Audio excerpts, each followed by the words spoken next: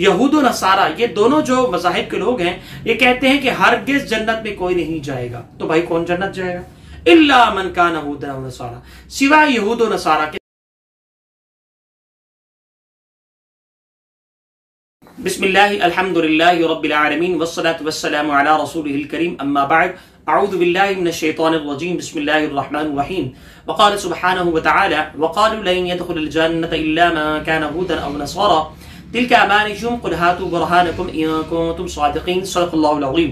Rabbi इश्रह ली सदरी वयस्सिर ली अमरी वहलुल उक़दतम मिन लिसानी यफ़क़हू क़ौली rabbi ज़िदनी इल्मा आमीन या रब्बल आलमीन।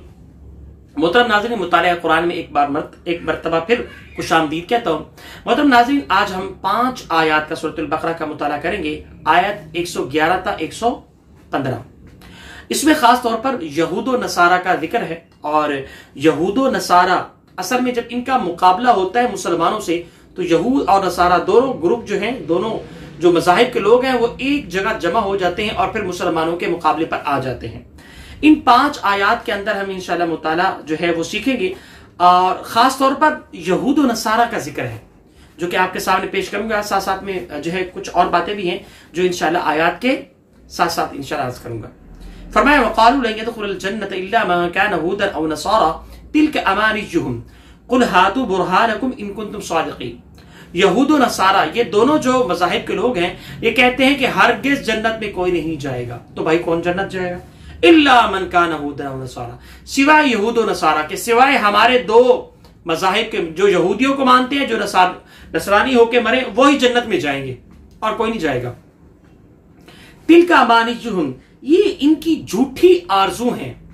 क़ुल हातू बुरहानकुम इन कुंतुम सादिक़ीन, कह दीजिए अगर ये सच्चे हैं तो दलील लाएं। तुम जो अपनी किताबों में तुम पर जो तुम्हारी ऊपर आसमानी किताबें अल्लाह ने नाजिल की हैं, उसके अंदर ये दलील लाओ। कहां लिखा हुआ है कि सिर्फ यहूद व नसारा ही जन्नत में जाएंगे? ऐसा नहीं है। मजीद आगे बढ़े तो बला मन अस्लम वजहहु लिल्लाहि व हुवा मुहसिन फलहु अजरुहु इंद रब्बी। फरमाया गया कि क्यों नहीं, कायदा ये है, उसूल ये है, ज़ाब्ता ये है, क्या है? जो शख्स भी अपना रुख अल्लाह सुब्हानहु व तआला के आगे झुका देता है, अपने आप को सरेंडर कर देता है, अपनी ख्वाहिशात, अपना नफ्स कुचल देता है, अल्लाह के अल्लाह की मर्जी के आगे कुछ नहीं करता, जो अल्लाह का हुक्म है वो ही हमारे लिए सर आंखों पर है। तो फिर क्या है? वो कौन शख्स है?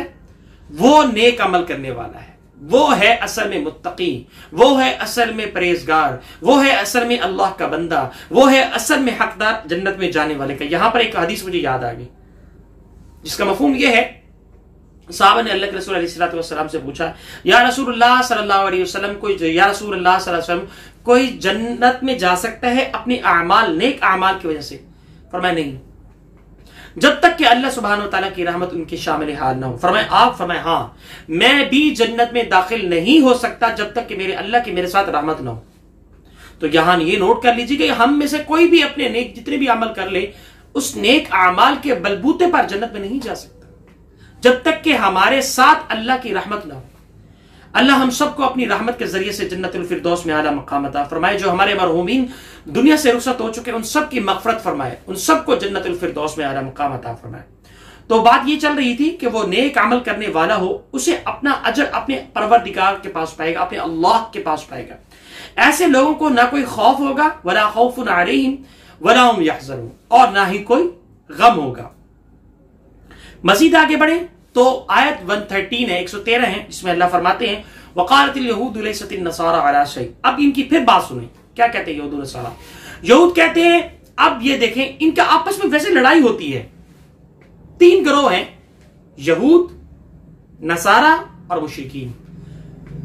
यहूद और नसारा, चलो ये अहले किताब है, मुशरिकीन तो कुछ भी नहीं है, इन पर तो कोई आसमानी किताब ही नाज़िल नहीं। असल में मुशरिकीन किसको फॉलो कर रहे हैं? ये यहूद को फॉलो कर रहे हैं। सुने, वक़ालतिल यहूदु लैसतिन नसारा अला शै। यहूद कहते हैं कि नसरानी जो है वो हक पर नहीं है। वक़ालतिन नसारा लैसतिल यहूदु अला शै, और इसी तरीके से नसारा कहते हैं यहूद हक पर नहीं है। वहुम यतलूनल किताब, और कहा जा रहा है हालांकि ये अहले किताब हैं, किताब पढ़ने वाले हैं। कज़ालिका क़ालल्लज़ीना لا يعلمون مثل قولهم، اس طرح سے مشرکین جن کے پاس کوئی آسمانی کتاب یا آسمانی علم سرے سے آیا ہی نہیں، ہے ہی نہیں کچھ ان کے پاس، کیا کہتے ہیں؟ فاللہ یحکم بینہم یوم القیامہ فیما كانوا فیہ یختلفون کذالک قال الذین لا یعلمون مثل قولهم۔ یہاں یہ سمجھے کہ انہوں نے بھی اہل کتاب جیسی باتیں کہنی شروع کر دی، کنہوں نے؟ مشرکین نے۔ اب گویا کہ تین گروہ ہیں، یہود، نصارہ، مشرکین۔ یہود و نصارہ کہتے ہیں، یہود کہتے ہیں ہم جنتی ہیں، یہ جنتی نہیں ہیں۔ نصرانی کہتے ہیں کہ یہودی نہیں ہیں، ہم جنتی ہیں۔ مشرکین نے بھی یہود کی سائڈ لے لی، اور جب مسلمانوں کے ساتھ مقابلہ ہوتا ہے تو یہود اور نصارہ دونوں ایک ساتھ ہو جاتے ہیں اور پھر مقابلے پہ آ جاتے ہیں۔ تو یہاں یہ دیکھیں یہ کیا کہہ رہے ہیں۔ اصل میں اگر تاریخ میں تھوڑا سا پیچھے جایا جائے تو تینوں گروہوں نے مسلمانوں کو جو ہے نقصان پہنچایا۔ ابراہ جو تھا جس نے بیت اللہ پر حملہ کیا، وہ خود مدعی تھا، کہتا تھا میں عیسائی ہوں۔ اور اسی طریقے سے مشرکین جو ہے، آگے پڑھیں گے انشاءاللہ، مشرکین نے بھی مسجد حرام سے روکتے تھے مسلمانوں کو۔ تو اصل میں یہ تین گروہ، یہود ہو یا نصرانی ہو یا مشرکین ہو، یہ تینوں ہی مسلمانوں کے کیا ہیں؟ دشمن ہیں۔ مزید آگے بڑھیں تو آیت 114 ہے، 114 ہے، فرمایا وَمَنْ أَظْلَمُ مِمَّنْ مَنَعَ مَسَاجِدَ اللَّهِ أَنْ يُذْكَرَ فِيهَا اسْمُهُ وَسَعَى فِي خَرَابِهَا أُولَٰئِكَ مَا كَانَ لَهُمْ أَنْ يَدْخُلُوهَا إِلَّا خَائِفِينَ۔ اس شخص سے بڑا ظالم کون ہوگا جو اللہ کی مسجدوں پر اس بات کی بندش لگا دے کہ ان میں اللہ کا نام نہ لیا جائے اور ان کو ویران کرنے کی کوشش کرے۔ ایسے لوگوں کو یہ حق نہیں پہنچتا کہ وہ ان مسجدوں میں داخل ہو کر مگر ڈرتے ہوئے۔ ایسے لوگوں کے لیے دنیا میں رسوائی ہے اور انہیں آخرت میں زبردست عذاب ہے۔ محترم ناظرین، تین گروہ جیسے کہ میں نے عرض کیا ہے، ایک یہودی ہے اور ایک نصرانی ہے اور ایک مشرکین ہے۔ میں جیسے کہ عرض کر رہا تھا کہ ان تینوں نے مسلمانوں کو جو ہے تکلیف پہنچائی ہے، چاہے وہ عیسائی ہو۔ ابراہ کے حوالے سے میں نے بات عرض کی، انہوں نے جو ہے بیت اللہ کو گرانے کی انہوں نے ایک ہمت کی جو مدعی تھا عیسائیت کا۔ اسی طریقے سے مشرکین جو تھے، اب ان کو بھی دیکھ لیں، مسجد حرام سے منع کرتے تھے، اور یہود تو کسی سے ڈکے چھپے نہیں ہیں۔ تو یہ تین گروہ جو تھے وہ حقیقت میں کیا تھے؟ مسلمانوں کے خلاف تھے۔ اب مزید آگے بڑھیں تو آیت 115 ہے، وَلِلَّهِ الْمَشْرِقِ وَالْمَغْرِبِ۔ مشرق کس کا ہے؟ اللہ کا۔ مغرب کس کا ہے؟ اللہ کا۔ فَأَيْنَمَا تُوَلُّوا فَثَمَّ وَجْهُ اللَّهِ۔ سو جو تم جس طرف منہ کر کے نماز پڑھو، جس طرف اپنا چہرہ کر لو، وجہ اللہ، اللہ کے سامنے، بے شک آپ اپنے اللہ کو سامنے پاؤ گے۔ ان اللہ، بے شک واسع علیم، اللہ وسعت والا ہے، جاننے والا ہے۔ محترم ناظرین، یہاں ٹھہر کر ایک بات سنتے ہیں جو فقہی مسئلہ ہے۔ علماء اور مفتیان کرام فرماتے ہیں کہ اگر آپ کہیں جا رہے ہیں نماز پڑھنے کے لیے تو آپ کے لیے قبلہ کوئی متعین نہیں ہے، کوئی شخص بھی نہیں ہے جن سے آپ پوچھ کر جو ہے وہ نماز پڑھ سکے، تو پھر یہ ہے کہ آپ کیا کریں؟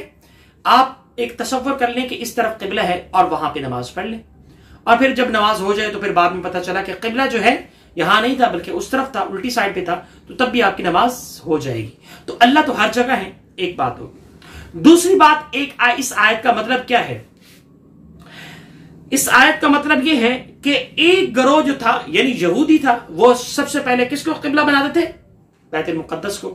اور مسلمان کس کو بنا رہے تھے؟ بیت اللہ کو۔ مشرکین کس کو بنا رہے تھے؟ بیت اللہ کو۔ اب ہوا یہ کہ کچھ دن کے لیے، کچھ مدت کے لیے، کچھ وقت کے لیے اللہ نے مسلمانوں کا قبلہ کیا بنا دیا؟ بیت المقدس۔ اب یہ مشرکین کہہ رہے ہیں، خوشی ہوئی ان کو، یہ تبدیلی کیوں ہو رہی ہے؟ کبھی ان کا بیت اللہ ہوتا ہے قبلہ، کبھی بیت المقدس ہوتا ہے، یہ ایسا کیوں ہوتا ہے؟ تو اس آیت مبارکہ میں بتایا جا رہا ہے وَلِلَّهِ الْمَشْرِقِ، مشرق اللہ کا ہے، وَالْمَغْرِبِ، اور مغرب اللہ کا ہے، فَأَيْنَمَا تُوَلُّوا فَثَمَّ وَجْهُ اللَّهِ، تو تم چہرہ اپنا جس طرف کرو وہاں اللہ کو پاؤ گے۔ بے شک ان اللہ واسع علیم، بے شک اللہ سبحانہ وتعالی وسعت والا ہے، خوب جاننے والا ہے۔ تو محترم ناظرین، الحمدللہ آج کا ہمارا درس سورۃ البقرہ کی آیت 115 تک مکمل ہوا۔ اللہ سبحانہ وتعالی سے دعا ہے کہ قرآن کی تعلیمات پر عمل کرنے کی توفیق عطا فرمائے، اور جناب رسول اللہ صلی اللہ علیہ وسلم کا مطیع اور فرمانبردار بنائے، اور اس کام کو ہمارے لیے صدقہ جاریہ بنائے، اور امت مسلمہ کی حفاظت فرمائے۔ ہمارے علماء صلحاء اور مدارس مساجد اور پاکستان کی حفاظت فرمائے. جزاکم اللہ خیر. اجازت چاہتا ہوں. والسلام علیکم ورحمۃ اللہ وبرکاتہ.